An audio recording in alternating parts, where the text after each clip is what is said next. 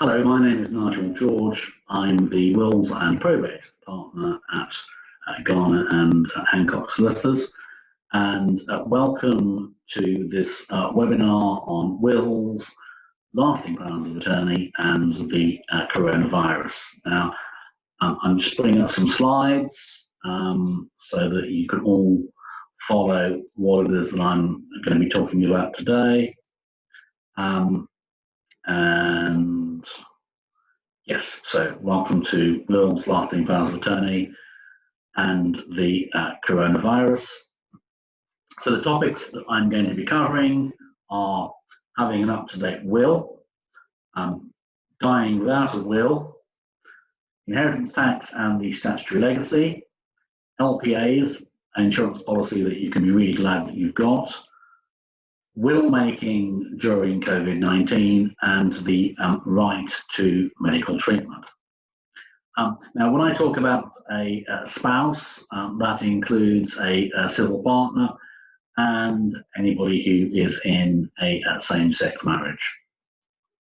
So let's start with an old Irish blessing, which I'm very fond of.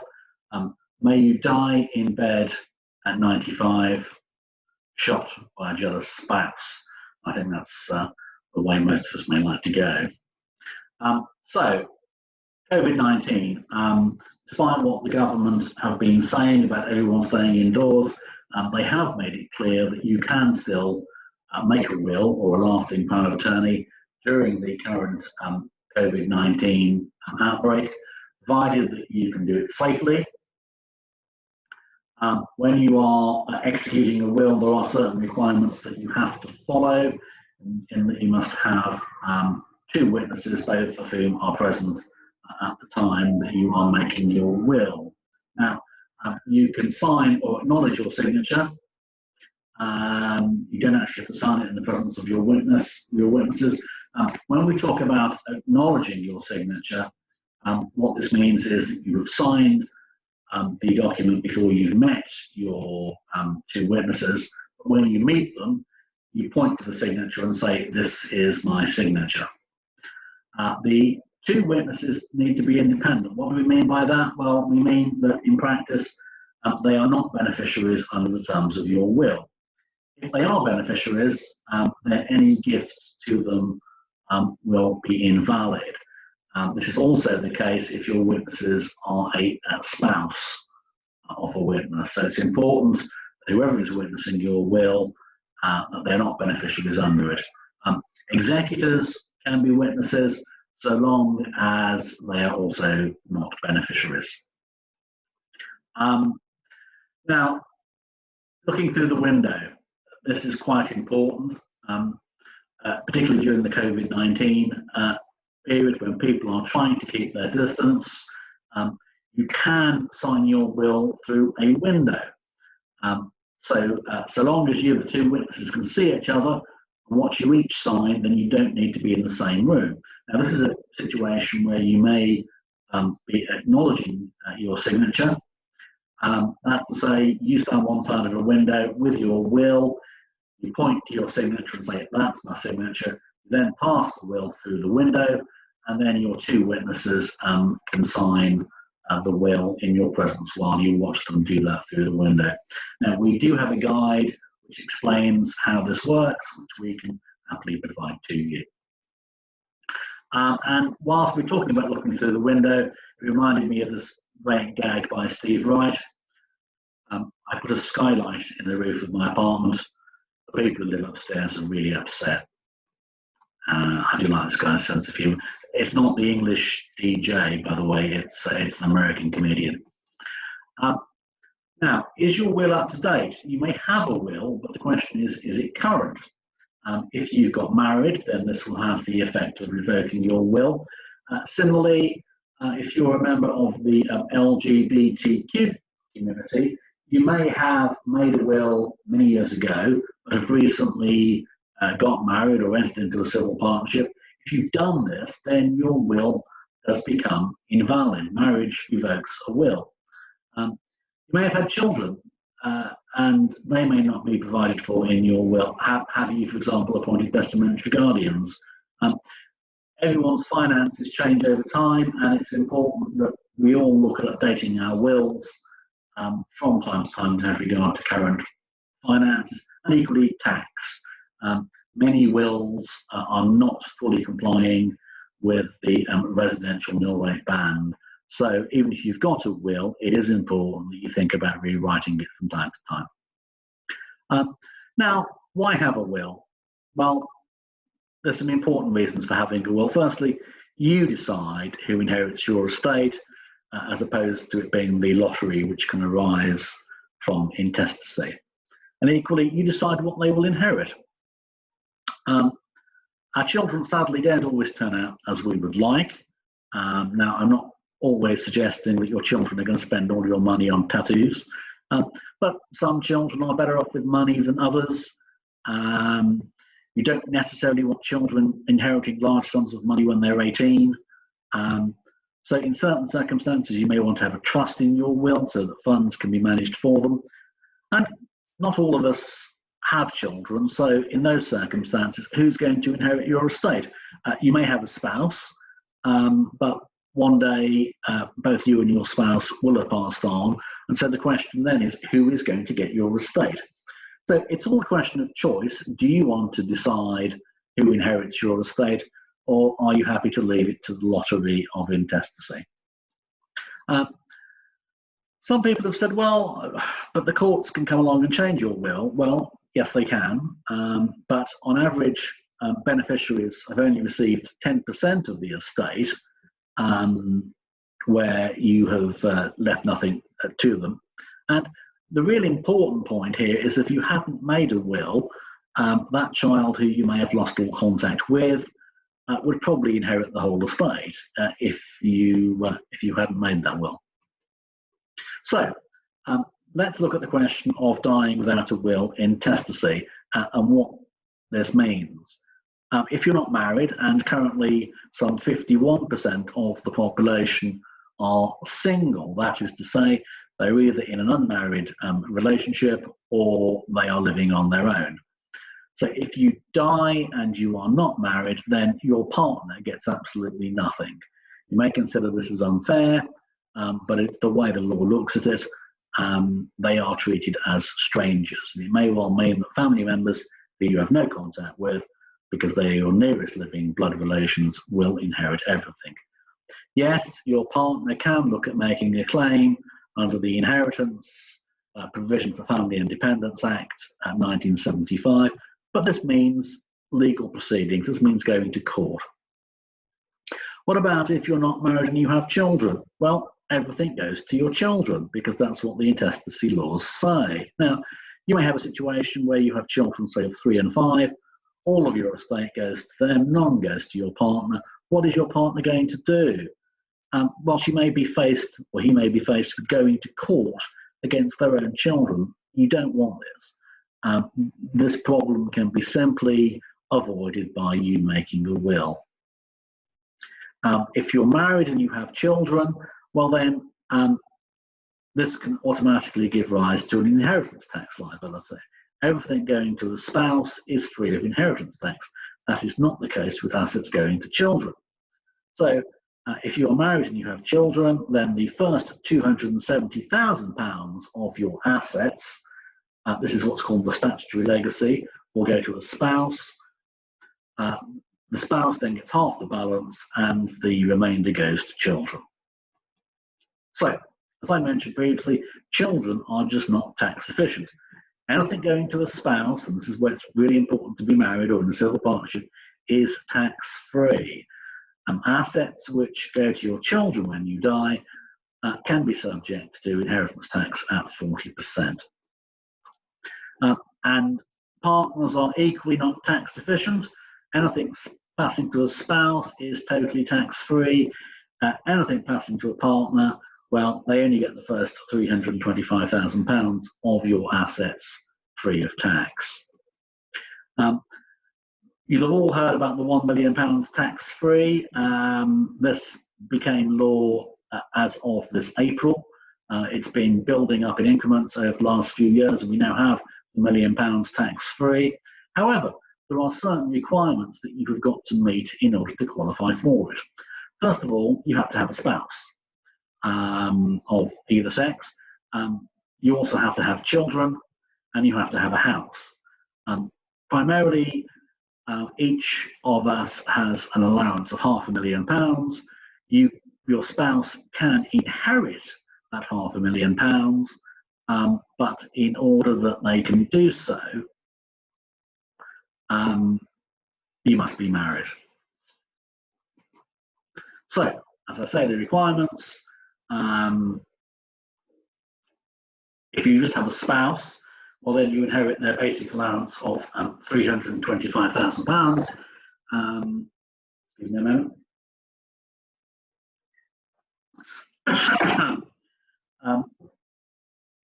But if you don't have children and a house, if you have a house but you don't have children, all they basically inherit is your £325,000.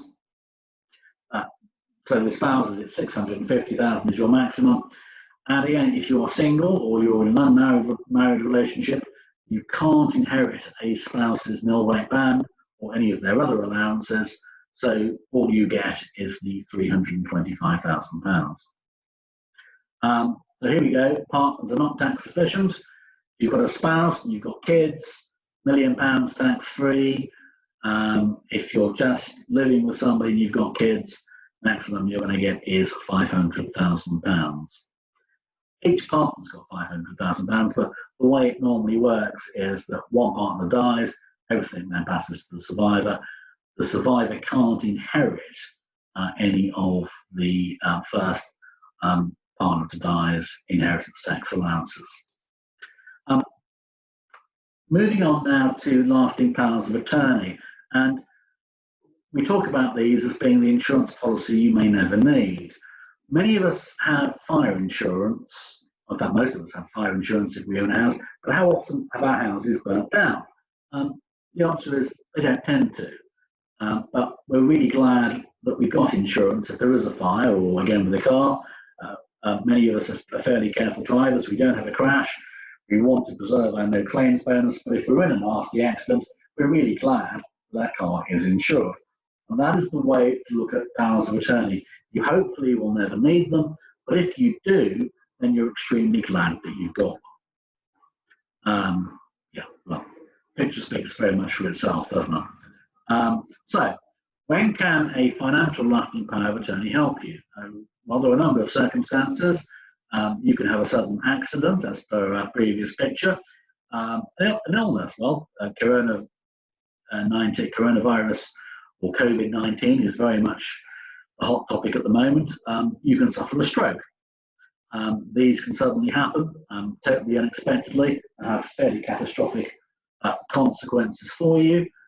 And then as we grow older, you may start to be living with dementia, or generally in old age, your ability to manage your financial affairs may begin to diminish.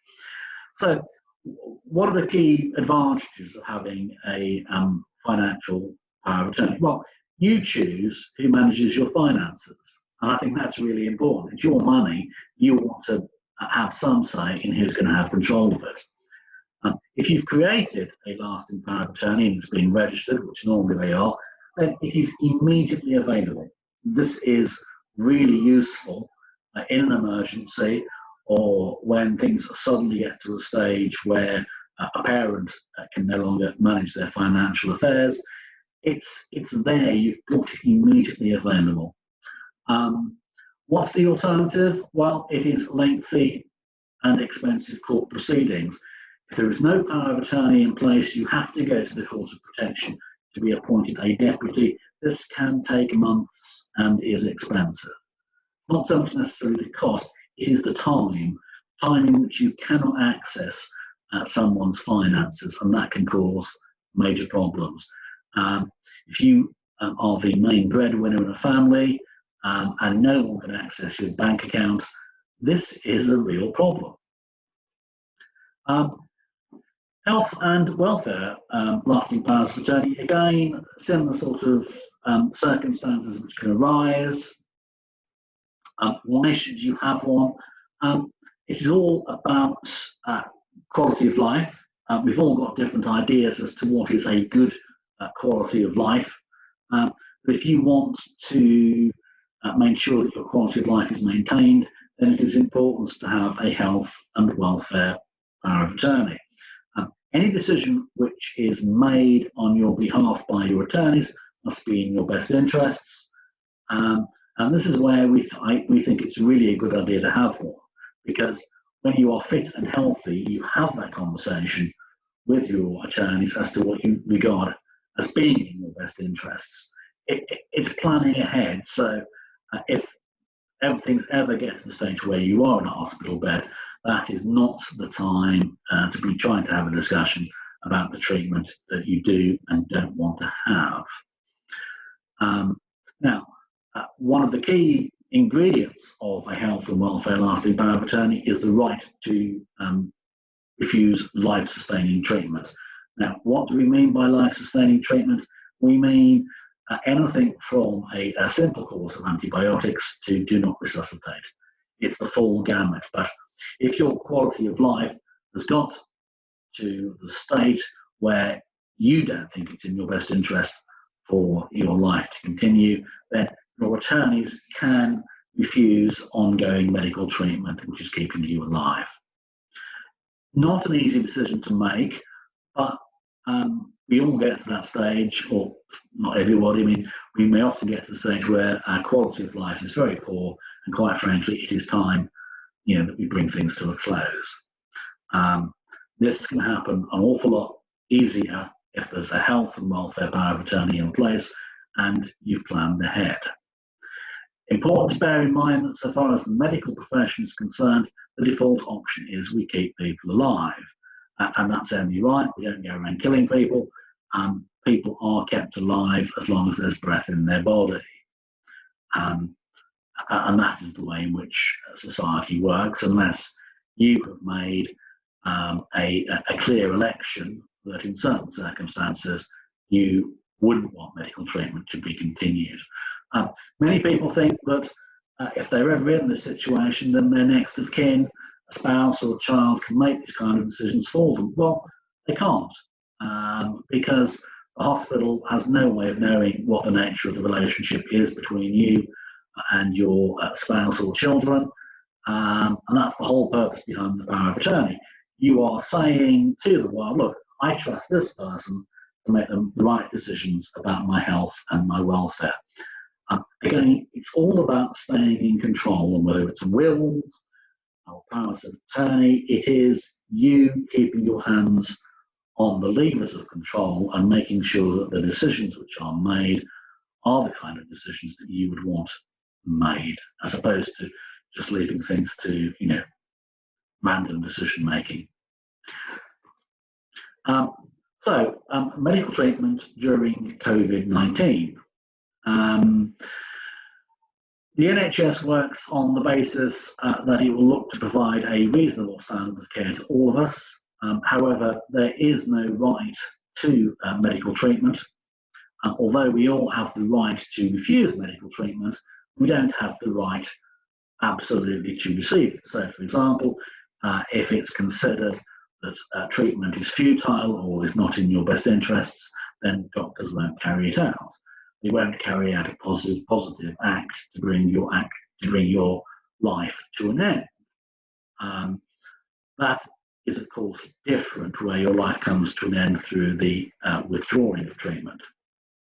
Now, there is clear case law which says that when there are shortages, the NHS can prioritise who receives what treatment, having regard to the resources which are available. However, this has to be done in accordance with case law, accepted legal principles, in connection with the Equality Act, and also in connection with the Human Rights Act. Now, what do these say? These make it clear, the Equality Act makes it clear that you cannot discriminate against people on a wider range of areas. This includes age or discrimination. You certainly cannot, for example, say, well, everybody over the age of 75 will not receive a ventilator. And equally with people who are suffering from a disability, the law is quite clear that again of itself would not be a ground for refusing treatment. Where treatment is being refused, it must be decided in an objective and transparent manner. You can't apply any kind of blanket tests, these kind of things. And the Human Rights Act makes it quite clear that people are entitled to be consulted and to take part in any discussions over whether they do or don't receive treatment. So I mentioned a disability. What is a disability? Well, it is a physical or mental impairment that has a substantial and long-term negative effect on your ability to do normal daily activities.